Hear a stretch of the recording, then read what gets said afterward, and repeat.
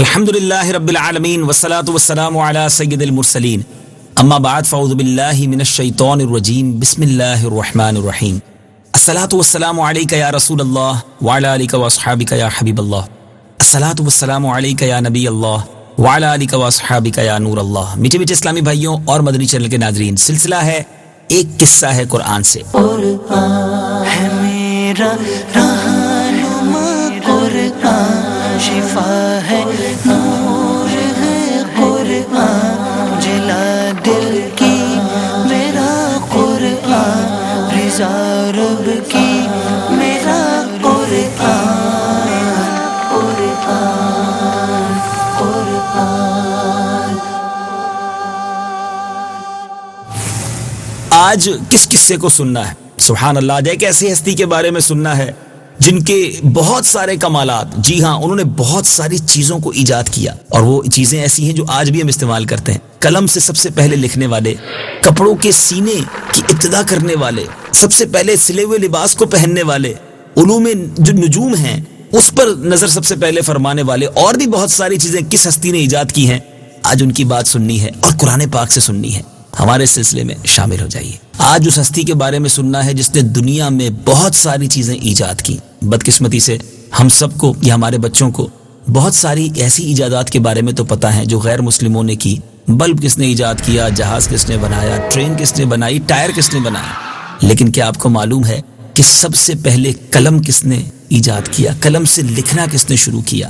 کیا آپ جانتے ہیں کہ کپڑوں کے سینے اور کپڑوں کے پہننے کی سب سے پہلے ابتدا کس کے ذریعے ہوئی؟ سب سے پہلے ہتھیار بنانے والے، ترازو اور پیمانے قائم کرنے والے کون تھے؟ جی ہاں، آج ایک ایسی ہستی کے بارے میں معلوم کرنا ہے جنہوں نے بہت ساری چیزیں دنیا میں ایجاد کی۔ آپ کا نام کیا تھا؟ آپ کا نام اخنوخ ہے، اور آپ حضرت نوح علیہ السلام کے والد کے دادا ہیں۔ کس کی بات ہو رہی ہے؟ جی ہاں، اللہ کے نبی حضرت ادریس علیہ السلام کی بات ہو رہی ہے۔ ہم تو شاید ان کا یہ نام نہیں جانتے تھے، ہم تو حضرت ادریس کو یہی سمجھتے ہیں کہ ان کا نام ادریس تھا۔ نہیں، آپ کا نام اخنوخ، اور حضرت آدم علیہ السلام کے بعد آپ ہی پہلے رسول ہیں۔ آپ کے والد حضرت شیس بن آدم علیہ السلام ہیں۔ سب سے پہلے جس شخص نے قلم سے لکھا وہ آپ ہی ہیں۔ کپڑوں کے سینے اور سلے ہوئے کپڑے پہننے کی ابتدا بھی آپ ہی سے ہوئی۔ اس سے پہلے لوگ جانوروں کی کھالیں پہنتے تھے۔ سب سے پہلے ہتھیار بنانے والے، ترازو اور پیمانے قائم کرنے والے، اور علم نجوم اور حساب میں نظر فرمانے والے بھی آپ ہی ہیں۔ یہ سب کام آپ ہی کی برکت سے شروع ہوئے۔ اے میرے میٹھے اسلامی بھائیوں، ہے نا، قرآن کی بے شمار معلومات ہمیں معلوم ہونی چاہیے۔ اللہ کے نبی نے کتنی ساری چیزیں ایجاد کی ہیں، مگر شاید ہم بہت سارے موجدین، بہت سارے انوینٹرز کے نغمے گاتے ہیں، ان کی شان بیان کرتے ہیں کہ دیکھو فلاں نے یہ بنایا، فلاں نے یہ بنایا۔ میرے رب کا قرآن ہمیں بتا رہا ہے، ہمیں قرآنی معلومات یہ بتا رہی ہے کہ اللہ کے نبیوں نے، ہمارے بزرگوں نے کیا کچھ ایجاد کیا ہے۔ اللہ تعالیٰ نے آپ پر 30 صحیفے نازل فرمائے، اور آپ اللہ تعالیٰ کی کتابوں کا بکثرت درس دیا کرتے تھے۔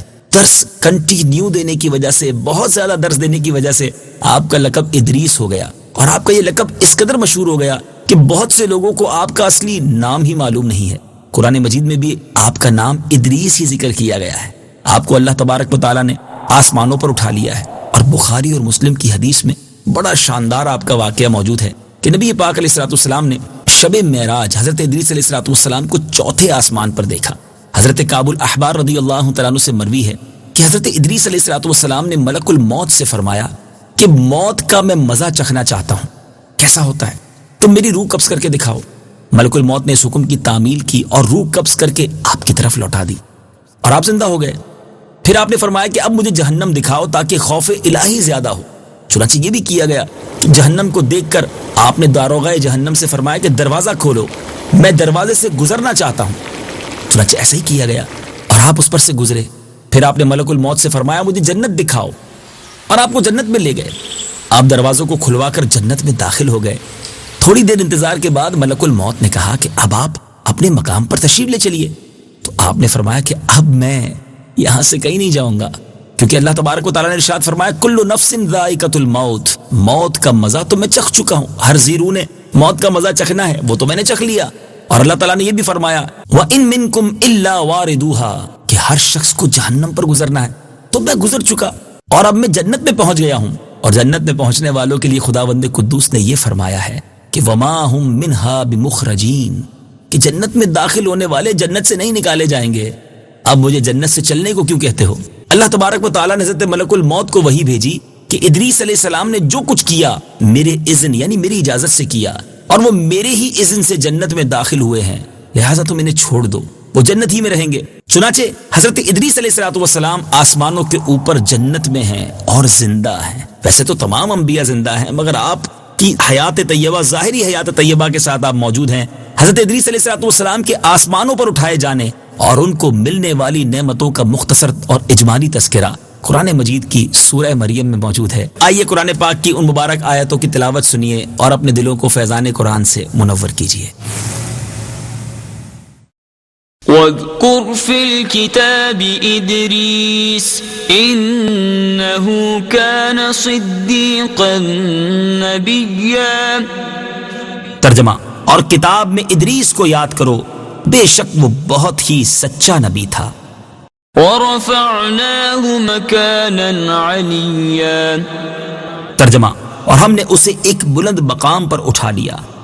أولئك الذين أنعم الله عليهم من النبيين من ذرية آدم وممن حملنا مع نوح ومن ذرية إبراهيم وإسرائيل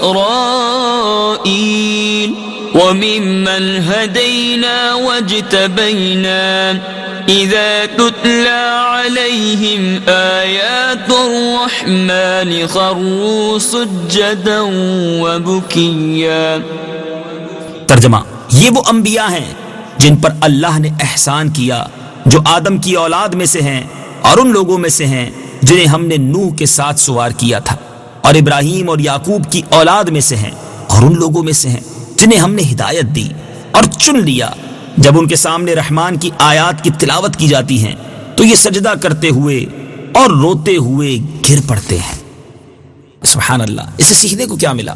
حضرت ادریس علیہ السلام کے واقعے سے یہ ہدایت اور سبق ملتا ہے کہ اللہ تبارک و تعالیٰ کا رسولوں اور نبیوں پر کتنا بڑا فضل و کرم اور انعام و اکرام ہے۔ اس لیے ہر مسلمان کے لیے واجب الایمان اور لازم العمل ہے کہ خداوند قدوس کے رسولوں اور نبیوں کی تعظیم و تکریم اور ان کا ادب خوب خیال رکھے اور ان کے ذکر جمیل سے خیر و برکت حاصل کرتا رہے۔ قرآن مجید کی مقدس آیتوں اور حدیثوں میں بار بار اللہ تبارک و تعالیٰ کے ان برگزیدہ رسولوں اور نبیوں کا ذکر جمیل اس بات کی دلیل ہے کہ ان بزرگوں کا ذکر خیر اور تذکرہ اللہ کی رحمتوں کا سبب، اللہ کی رحمتوں کے نزول کا سبب اور باعث خیر و برکت ہے۔ جبھی تو یہ قصے اور قرآن کے واقعات لے کر ہم آتے ہیں اور اللہ سے دعا کرتے ہیں کہ اللہ کریم ان مبارک ہستیوں کے تذکرہ خیر کی برکت سے ہمیں بے شمار برکتیں عطا فرمائے۔ اور واقعی حضرت ادریس علیہ السلام کے جو واقعات ہم نے آج سنے، کس طرح ہم جنت تک پہنچ گئے اور آپ نے کتنی چیزوں کو ایجاد کیا، شاید یہ مدنی چینل کے بہت سارے ناظرین کے لیے بہت ہی نئی معلومات ہوگی۔ میٹھے اسلامی بھائیوں، آپ نے دیکھا اللہ تبارک و تعالیٰ نے اپنے نبیوں کو کیسے کیسے کمالات سے نوازا ہے۔ یہ بھی قرآن کی خوبی ہے کہ قرآن پڑھتے جائیں تو انبیاء، اولیاء، صحابہ، اللہ والوں کی محبت جو ہے دل میں مزید گھر کر جاتی ہے۔ اللہ تبارک و تعالیٰ سے دعا ہے کہ رب کریم اپنے پسندیدہ بندوں سے ہمیں سچی محبت عطا فرمائے۔ مدنی چینل دیکھتے رہیے، انشاءاللہ اسی طرح قرآن پاک کے قصے لے کر حاضر ہوتے رہیں گے۔ اللہ کریم میرے اور آپ کے ہم سب کے دلوں کو فیضان قرآن سے منور فرمائے۔ صلو علی الحبیب صلی اللہ تعالی علی محمد صلی اللہ علیہ وسلم۔